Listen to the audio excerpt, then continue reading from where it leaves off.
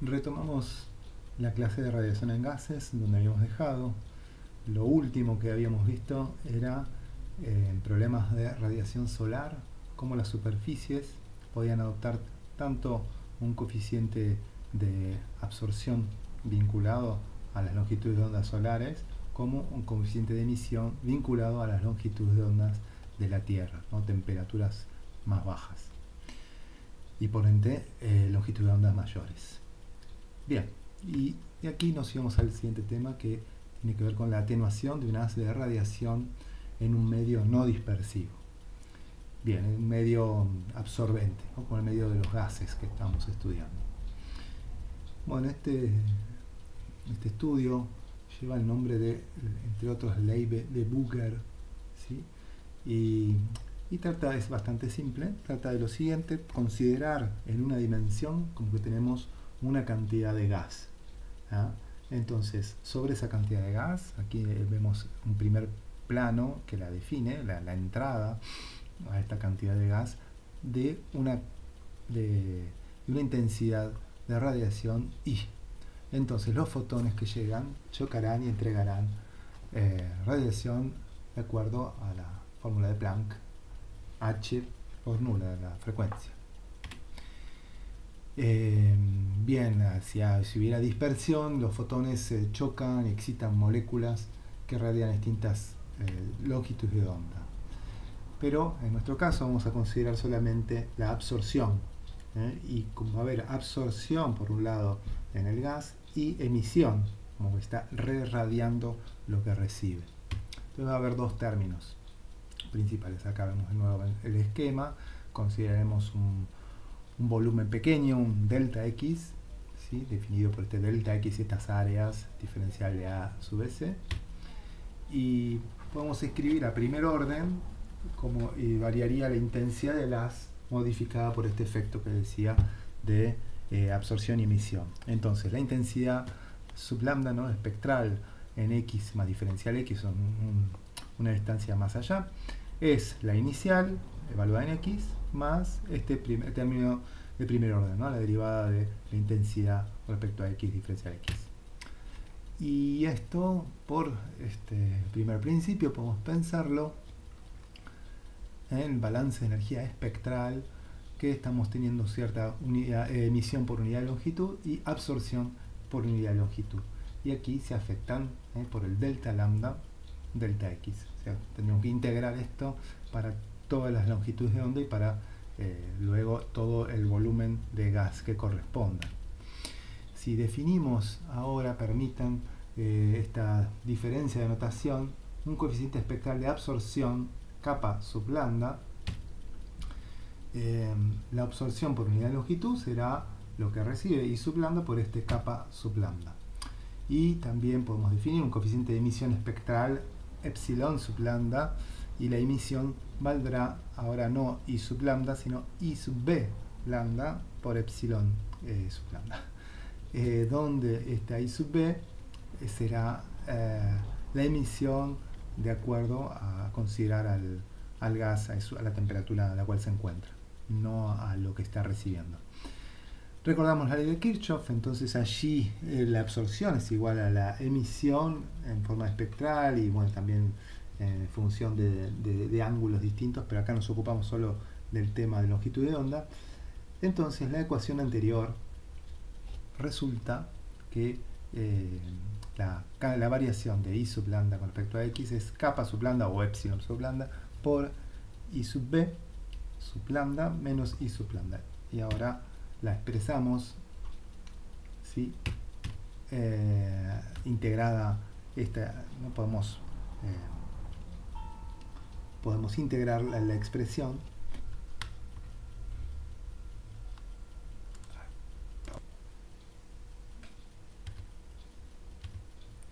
entonces integrando de 0 a L en todo el volumen del gas. Lo anterior resulta, dado que esta integral nos va a quedar algo así como diferencial de I sub lambda sobre I sub lambda, entonces eso va a dar un logaritmo. Entonces finalmente lo arreglamos como para que tengamos una exponencial aquí, dos exponenciales afectando dos términos, que acá los separamos. Entonces uno tiene que ver con el I sub lambda evaluado en x igual 0, y el segundo con I sub b lambda, que tendrá que ver con el término que está a la temperatura del gas, la emisión como cuerpo negro del gas sería en este caso. Entonces el primer término es el término de transmisión. Entonces la radiación que llega a la superficie x0 termina siendo afectada por un factor que es ese, que es el que está multiplicando ahí sub lambda 0, que es E a la menos kappa lambda por L. Esto lo llamaremos transmisividad espectral del gas. Por otro lado, el segundo término representa la emisión a lo largo de todo este volumen, y definimos así la emisividad espectral del gas, epsilon del gas, que es 1 menos kappa lambda por L. También aparece algo de una exponencial con menos kappa lambda por L. Entonces, así integrado lo anterior, bueno, con estas definiciones de la transmisividad y la emisividad espectral, vemos así que este kappa sub lambda, que aparece en el exponente, ¿no?, juega el rol de un factor de atenuación. Y el producto entre kappa lambda y L, la longitud del gas considerada, se define como espesor óptico. Entonces un medio será espesor fino si este producto es menor a 1, o espesor grueso si es mayor a 1. Y juega un rol muy importante, ¿no? Uno podrá pensar que la atenuación será grande cuando tengamos espesores gruesos, por ejemplo una longitud muy grande. ¿Dónde encontraríamos esto? Por ejemplo en la atmósfera. La atmósfera L sería del orden de kilómetros, y es así que tenemos una atenuación muy efectiva allí en la atmósfera, aun cuando los capas sub lambda no sean tan grandes, ¿sí? Por otro lado, en el segundo término, I sub b lambda estará proporcional a la temperatura del gas a la cuarta. Entonces, también ahí tenemos, ahí no lo puse, pero sí, bueno, queda resumida en esta ecuación, pero ahí tenemos cómo la temperatura del gas es importante a la hora de ver cuánto nos va a emitir ese gas, ¿sí? Entonces la participación depende, por un lado, de la longitud y, por otro, de la temperatura a la cual se encuentra el gas o las paredes de un recinto que encierren a un gas. Entonces nos queda corolario que si en medios, como les decía, muy extensos como la atmósfera, tendríamos que tener en cuenta la participación de gases, y también cuando estamos frente a fenómenos, por ejemplo una cámara de combustión, una caldera, tenemos temperaturas muy elevadas, y entonces ahí la participación del gas no la podemos despreciar, no podemos usar nuestros modelos de radiación de superficies grises solamente, Entonces tenemos que tener en cuenta la influencia del gas. ¿Cómo lo hacemos en la práctica? Bueno, a través de lo que aparece aquí como diagramas de emisividad total. Es el modelo más simple, hay otros, presentamos este, que conceptualmente ayuda para entender cómo podríamos proceder. Nos daría una primera aproximación al problema. Se trata de problemas complejos. Tienen la biografía en ese manual VDI que está citado al final de la clase, que lo tienen en el campus. Ahora abro el link. Tienen otros modelos propuestos, eventualmente para una aplicación más realista tendrían que ir por el solado, pero vayamos por este. Y entonces, por definición, buscaríamos, de nuevo un modelo de ingeniería, tener un coeficiente de emisividad global. Esto quiere decir estrictamente comparar lo que ocurre con la intensidad del gas integrado en todas las longitudes de onda, comparado con lo que sería la intensidad del cuerpo negro emitiendo en todas esas intensidades. Y bueno, ¿cómo podemos hallar esta expresión que acá queda puramente analítica? Bueno, existen modelos empíricos en los cuales encontramos una función que dependerá de la presión parcial, es decir, la cantidad o proporcional a la cantidad de partículas que tengamos en un recinto, la longitud, la presión total y la temperatura del gas. Estos son los parámetros principales que van a definir la emisividad. Entonces, este modelo simple, que hice mención, es el que propusieron oportunamente a mediados del siglo XX Hotel y Sarofim más tarde, en los cuales hay correlaciones para los más usados en los procesos de combustión, que es el dióxido de carbono y el agua. Y tienen forma, ¿no?, del producto de dos funciones, y estas funciones vienen desde gráficos, cartas en las cuales uno tiene que buscar. Lo mejor va a ser mostrar con un ejemplo esto. Pero fíjense, bueno, ahí tienen esta F1, F2, dos productos de los parámetros anteriores que mencionamos. Bien, y en principio estos diagramas de Hotel y Sarofim fueron creados para presiones totales del orden de la atmósfera, ¿sí?, y valores pequeños, ¿no?, de presiones parciales de dióxido de carbono y vapor de agua. Se corrigen, y también la absorción, ¿sí?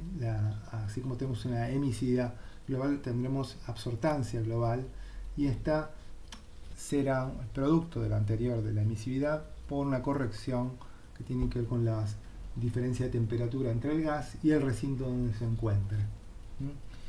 Ese es un primer modelo. Entonces, acá vemos estos diagramas típicos, vemos en abscisas la temperatura del gas en ordenadas. Bueno, aparece el valor que buscamos, de emitancia, y paramétrico las presiones parciales. En este caso es de dióxido de carbono. Así habrá diagramas semejantes para el vapor de agua y otros gases. Bien, acá una función de corrección en términos de las presiones parciales. ¿Sí? Acá está el diagrama anterior de dióxido de carbono, este es el del agua. Corrección también. Y bien, esto lo vamos a ver un ejemplo ahora, al finalizar la clase. Entonces, recién estamos considerando una longitud, ¿no?, característica para hacer nuestros cálculos de radiación en gases. Pero fijémonos el ejemplo que se muestra aquí, en una caja, en un recinto donde tenemos adentro del recinto un gas isotermo a una temperatura T sub G. Supongan que ese recinto se encuentra a TW. Bueno, nos gustaría caracterizar cómo es el intercambio entre el gas y el recinto, pero para ello tendríamos que pensar en cómo estas dos superficies de A2 y de A1 se vinculan, ¿no? El proceso radiativo se vincula de uno al otro lado con el gas en el medio. Entonces, en principio a DA1, la parte de abajo, está llegando desde la superficie de la cara superior el valor de irradiación, que es, se define una I sub 1, afectada por un coseno del ángulo, por la orientación que tendrán esos rayos, y por el ángulo sólido diferencial omega entre ambos. Ese ángulo sólido lo habíamos visto en radiación de superficies grises, cuerpo negro en superficies grises. Bien, entonces de nuevo I sub 1, y acá está la definición, y en base a la geometría que vemos aquí en esta figura, este diferencial omega sería diferencial a 2 coseno tita 2 dividido L cuadrado, ¿no? Recordemos que era una especie de, lo comparábamos con el arco, ¿no? En el arco teníamos el ángulo, la definición clásica del ángulo, y entonces ahí dividíamos al arco por el radio y nos daba el ángulo. Acá es un área y la dividimos por L cuadrado. Entonces aquí tenemos el ángulo sólido, y bueno,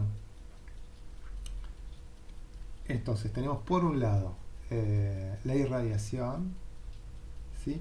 Y por otro, entendemos que lo que le ocurre a la intensidad tiene que ver con una intensidad I sub 2 atenuada y por una emisión en el gas también, con un coeficiente de emisión. Entonces, desarrollando esto anterior, reemplazamos I sub 1 y bueno, nos queda esta ecuación, ¿no?, para la irradiación.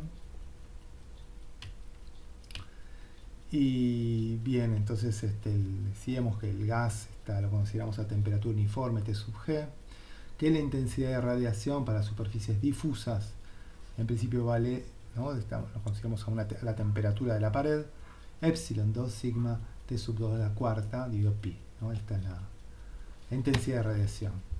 Y que para evaluar el aporte de toda la superficie A2 sobre diferencial A1, tendríamos que integrar lo anterior, ¿sí?, de forma tal que nos queda esta expresión que vemos aquí.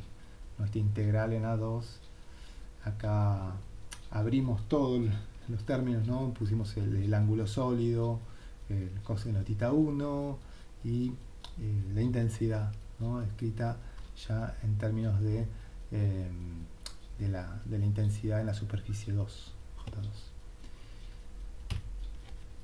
Bien, entonces, además, esto es lo que llega a la pequeña superficie diferencial A1, pero si quisiéramos tener toda la resultante sobre esa cara, tendríamos que también integrar. Entonces acá agregamos una integral sobre A1 diferencial A1, ¿sí? Entonces ahí tendríamos la irradiación. Si la queremos considerar por unidad de superficie, dividimos 1 sobre A1. Pero nos queda una cuestión geométrica aquí adentro que nos hace acordar, si pueden repasar, ir para atrás y ver el factor de forma, la definición de factor de forma, ¿no?, que se hacía en forma similar a estas superficies que se están encontrando aquí. Así que, bueno, L aún no ha sido determinada, ¿no? L en este caso es la L entre estos dos elementos, diferencial A2 y diferencial A1, pero esto sería variable, es una distancia variable y dependería de cómo nos vamos moviendo entre estas superficies. Entonces se hace necesario recurrir a una longitud de haz efectiva, algo que sea un parámetro que no cambie dentro de esa integral. Entonces, si la consideramos, la llamamos L12, podemos sacar fuera de la integral la parte que tiene que ver con la intensidad de radiación, y nos queda la parte puramente geométrica adentro de la integral, que esto sí se parece, esto ya es el factor de forma F12 entre dos superficies. Acá serían dos placas separadas una distancia bueno, que es igual al lado de esta caja. Y bueno, entonces la irradiación queda en función del factor de forma y de la irradiación. Todavía L12 no sabemos qué es. Bien, muchas veces el gas se haya contenido en un recinto y podemos considerar que contiene completamente al gas. En ese caso F12 sería igual a 1, ¿no? Es parecido al problema de una cavidad, si se acuerdan, ¿no? Había dos superficies, una dentro de una cavidad. Acá sería lo que está dentro, el gas. Bien, entonces nos quedamos con esa expresión G sub S y aparece teniendo en cuenta ya toda la superficie, L sub M, la longitud media del haz, no solamente entre dos de las superficies de la caja. Y bueno, estará dada esto, despejando por esta condición. Y bien, ¿cómo la calculamos, no? Es una presión analítica así, no es obvia, y hay una expresión sencilla cuando este kappa no es un número grande, que suele ser el caso. Entonces la función, cuando sucede eso, e a la menos x se puede aproximar a primer orden como 1 menos x, ¿no? Para x pequeños, y se obtiene que L sub 0, un primer orden para esta longitud media del haz, es este resultado geométrico. Y se hacen los cálculos integrales de esto, llegan a un resultado muy práctico, que es el siguiente, que es 4 veces el volumen dividido el área. O sea, sacan el volumen del recinto que corresponde, ahí por ejemplo la caja, y dividen por todas las caras, el área de la suma de las caras de la caja. Y ahí tienen entonces esto dimensionalmente, ¿no? Volumen dividido área, una longitud. Y bueno, tienen entonces la longitud media del haz, y es la longitud que entra necesaria para el trabajo y determinación de los coeficientes de emisividad y absortancia. Bien, entonces con esto tenemos los epsilon y los alfa. Nos quedaría enunciar la ecuación de intercambio. Si fuera un recinto negro, ¿no? Está esta primera expresión en la cual tenemos la emisión del recinto, y le tenemos que restar lo que se transmite dentro del gas y sumar todo lo que está entrando a la superficie, lo que sale a la superficie, lo que está entrando a la superficie del recinto, y está entrando lo que le viene por la emisión del gas y lo que se transmite a través del gas. Se puede reescribir, ¿sí? Dado que esto sería sigma t w a la cuarta, y esto tau sub g, y acá aparecería de nuevo sigma t a la cuarta. Esta es la emisividad del cuerpo negro a la temperatura de la pared. Entonces esto lo agrupamos, ¿sí? Entonces nos quedaría 1 menos tau, la transmisividad sería alfa. Entonces tenemos que alfa del gas por sigma t a la cuarta por un lugar, ¿no? por un lado. Y bien, esto es en el caso de tener n superficies. Concentrémonos en el caso más simple. Entonces nos quedamos con este primer resultado, ¿sí? Tenemos que, por un lado, tenemos esta expresión, pero por otra tenemos la emisividad que se ocurre a la temperatura del gas.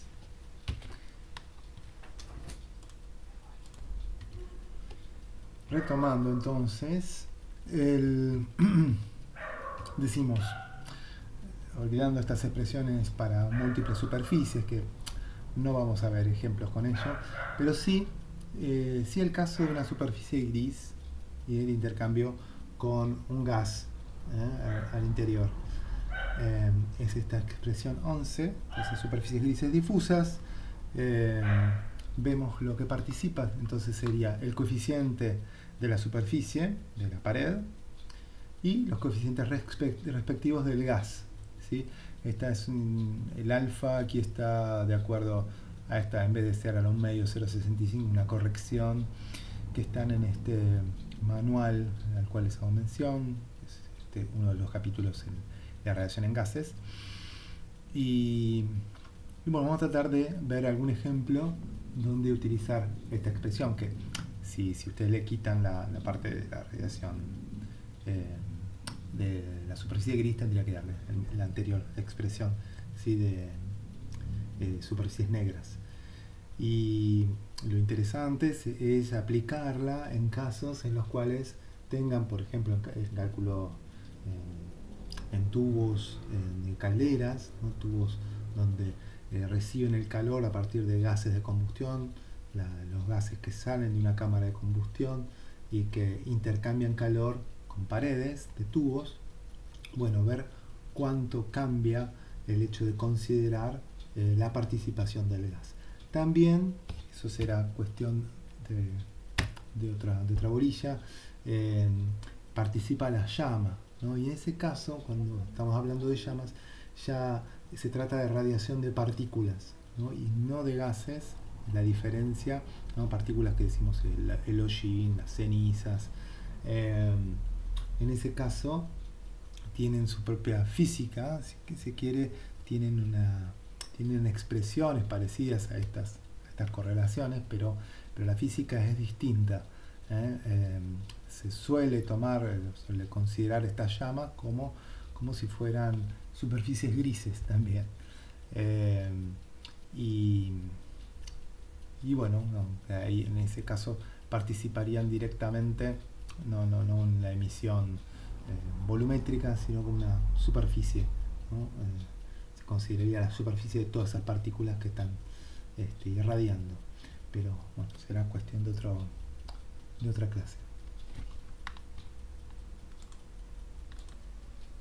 Bien, nos trasladamos al campus. Entonces aquí les he colocado en la parte de libros, ¿sí? Este manual que está aquí, lo pueden bajar, VDI, son distintos capítulos. Está el completo, que lo pueden encontrar en LibGen, como hemos visto, pero si no está esta parte directamente, la de radiación en gases y de mezcla de gases, y eventualmente lo que les decía de partículas, ¿no? Y el intercambio entre gas y pared.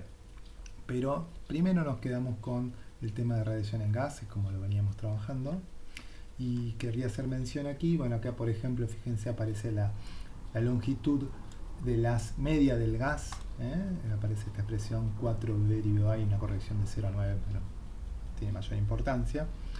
Y a donde quería que ustedes se fijaran es en el hecho de calcular los epsilon, acá el epsilon del agua, el epsilon del dióxido de carbono, y tienen muy bien acá las curvas muy claras, estas curvas paramétricas con la presión parcial, perdón, el producto de la presión parcial por la longitud media del haz, ¿sí? Y entonces esa L que nosotros poníamos acá es S sub EQ, y la presión parcial, y entonces acá tienen paramétricas estas curvas y van a definir el epsilon. En el caso de tener mezclas, por ejemplo que tengan dióxido de carbono y vapor de agua, entonces, bueno, les había mostrado que está la curva también para el agua, la corrección. En esos casos aparecen curvas, bueno, estas otras para amoníaco, pero hay unas curvas de mezcla, que son estas que están aquí, mezclas de gas en inglés. Entonces el epsilon del gas resulta de la suma de los anteriores menos un delta no lineal del gas. Esto es lo que buscarían ustedes. Entonces, de acuerdo a qué vapores, qué gases tengan, entonces esto es para dióxido de carbono y vapor de agua a esta temperatura, 130 grados, 540, 920, uno de estos tres gráficos usan, y tienen paramétrico la presión, la composición de los gases, ¿no? La presión parcial del agua divide la suma de las presiones parciales de ambos, y aparece el delta epsilon, y aquí paramétrico el producto de la presión parcial por la longitud de haz, la longitud media del haz.